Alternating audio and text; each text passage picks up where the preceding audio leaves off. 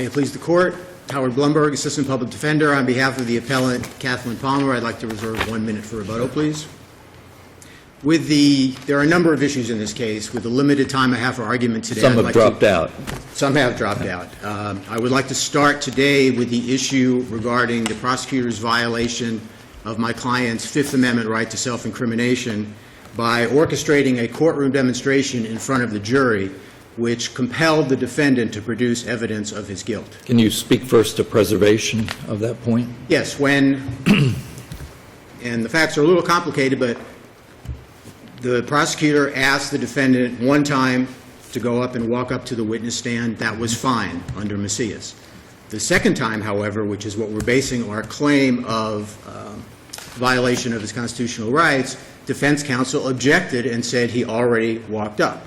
In addition, when the prosecutor explained to the jury in closing argument this little scenario that he had orchestrated, defense counsel objected at that point and moved for a mistrial. I believe that's pages 656 and 657. The objection during trial, would you agree with me, was not a proper objection to preserve it? Well, it could have been more detailed, but that's basically Is there a proper objection? Was it sufficient or we've already proper? done that? We've already done that? The objection was he's already done that. That's correct. Are you telling me that's a sufficient objection to preserve it? Yes, because in essence, that's what I'm arguing to the court today, is that... I know you are, and that's why I'm asking you the question. Right. Yeah. The constitutional error is requiring the defendant to come up a second time and walk up to the witness stand, and then in closing argument, comparing the two and saying what happened here is additional evidence of guilt, and there was a motion for mistrial at that point in closing argument. Would it be fundamental no matter what the objection was? I don't believe the case law supports that a Fifth Amendment violation is fundamental error. So we have to have a proper objection. We have to have a proper objection. But again, between the objection made at the time it happened and the motion for mistrial that happened in closing argument when the prosecutor explained what he had done and argued that as evidence of guilt, that's sufficient to preserve the issue for review here. In terms of the error itself, certainly the case law establishes, the Florida Supreme Court decision in Macias, that a defendant can be required to display a physical characteristic. He can be required to show his teeth. He can be required to show a tattoo. But what happened in this case went far beyond that. And I've already discussed it a little bit, but what happened first is the prosecutor asked Mr. Palmer to walk up to the witness stand and then walk back to counsel table. That was fine under Macias.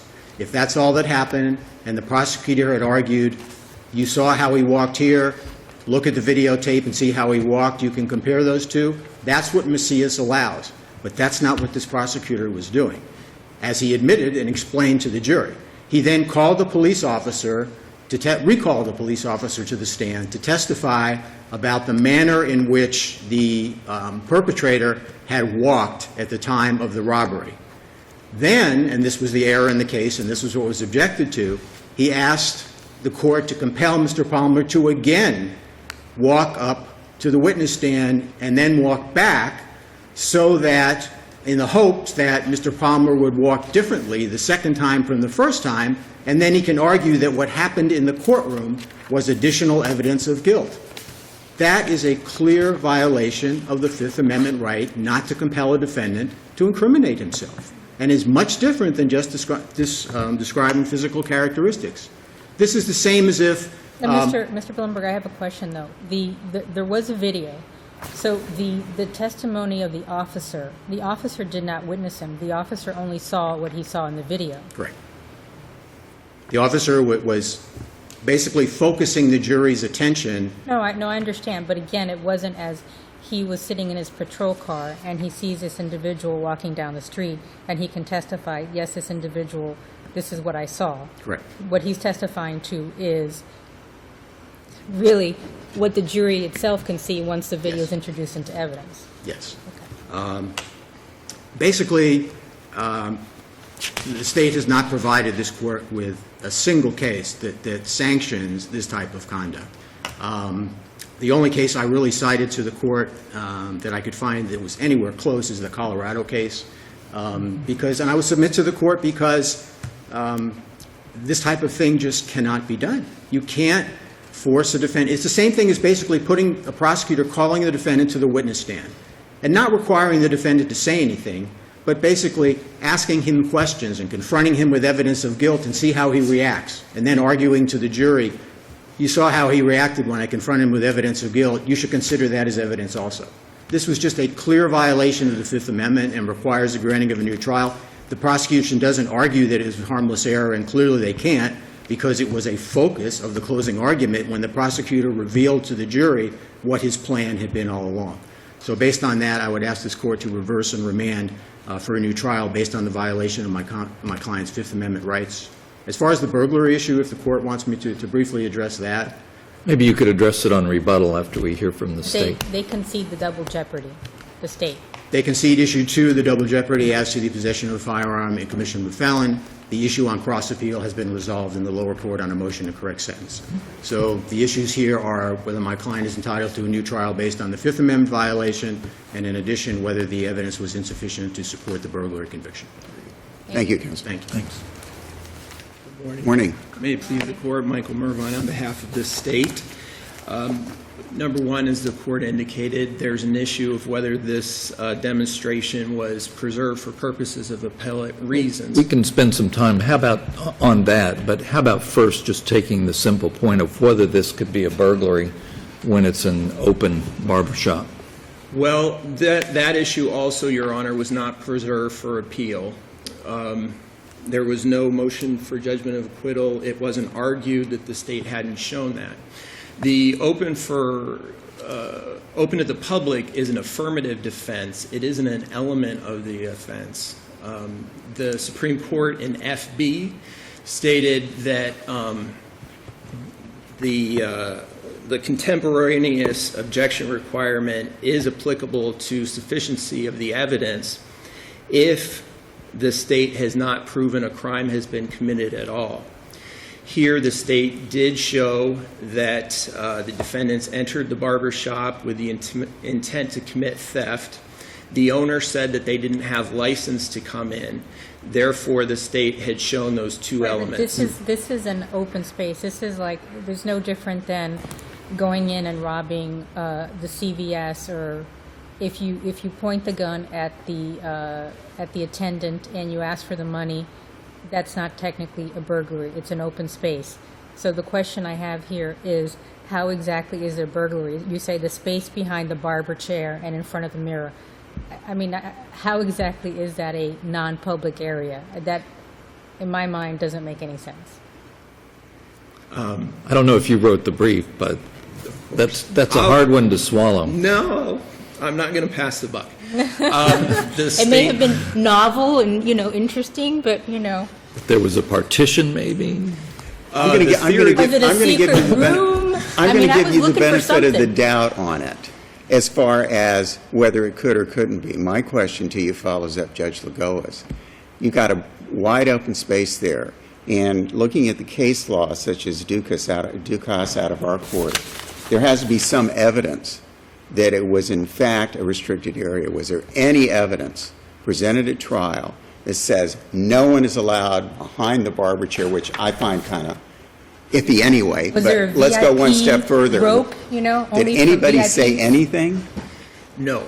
The theory is that it's common knowledge that people don't necessarily go between the barber's chair and the mirror, and that is kind of a restricted Really? area. Just Like your Really? personal space? Really? Okay, Okay, keep going. next point. All right, let's go to another issue that's perhaps, a winner. The gate, the demonstration of the gate. Well, there were two opportunities where the state requested that the defendant walk. The first was to show the jury the defendant's teeth. He had distinctive teeth. So the defendant walked over and showed him his teeth. At that point, the prosecutor said, court, I would ask you to take judicial notice that he's walking in this distinct manner. It was at that point that the defense made the objection, which the court sustained. There was a second time where the state requested that the court allow the defendant to demonstrate his gait for the purposes of the jury. The court allowed that. And then the only objection at that time was that he's already done it before. None of these objections or none of these arguments which are now being made on appeal. And Macias really does not address the question of whether there could be multiple demonstrations. No, Your Honor. There is Supreme Court precedent that a defendant should expect that he has to exhibit some physical characteristics, and it doesn't implicate Fifth Amendment rights. But how is it appropriate for the police officer to testify to the defendant's gait or walking on a video? Well, and I'm sure defense attorney will kindly correct me if I'm wrong, but it's my understanding that he interacted with the defendant at the police station, and that his testimony at trial was he observed the defendant walk in this gait, with this gait at the police station. But I think he might have also how narrated. Is that not really improper bolstering to some degree of the state's case? Because this is not a situation where he was talking about, yes, I saw him walking in a distinctive manner at the police station. Here it was, I want you to watch this video, and he's narrating, in essence, what's transpiring in the video. And isn't that completely improper? That is improper. However, I do believe that he interacted with the defendant at the police station, and one of the questions he was asked was whether he was walking in this manner at the police station, which he said he was.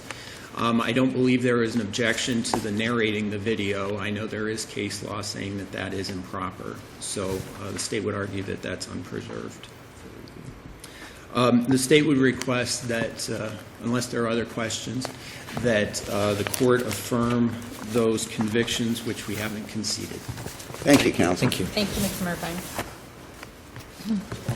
Judge Lagoa, in terms of what the record shows, Mr. Mervine was accurate. The officer first testified as to what he observed as to how the defendant was walking at the time of the arrest, but then he went further and said at page 470 of the record that the man in the red shirt in the robbery video walked in a similar manner to what he had observed the defendant walk at the time of his arrest. It sort of perplexes me why you would go that extra question when you, as a state, can, in closing, put it all together for the jury. I was wondering that as well. Finally, in terms of fundamental error. I was going to say Mr. Blumberg's perplexed about it also, so... I share the court's perplexity. In terms of fundamental error, first of all, in terms of the burglary conviction, the case law is very well established. If the undisputed evidence does not establish that the defendant committed an offense, that's fundamental error. That's the FB case. This crime was not committed. The crime of burglary was not committed here. It's not a question of failure of proof that has to be preserved. It's everybody knows what happened here, and what happened here is not a burglary. And Judge Suarez, finally, if I might amend my answer to your question about fundamental error on the self-incrimination claim. The case law, as I understand it, is that a comment on silence is not fundamental error. But I would submit to the court upon further reflection that what happened here goes way beyond a simple comment on silence. Requiring a defendant in the courtroom before the jury to produce additional evidence of his guilt and then arguing that in front of the jury, I would submit to the court is fundamental error. And we'd ask the court to reverse on that basis as well. Thank you. Thank you, counsel. Thank you both. Thank you.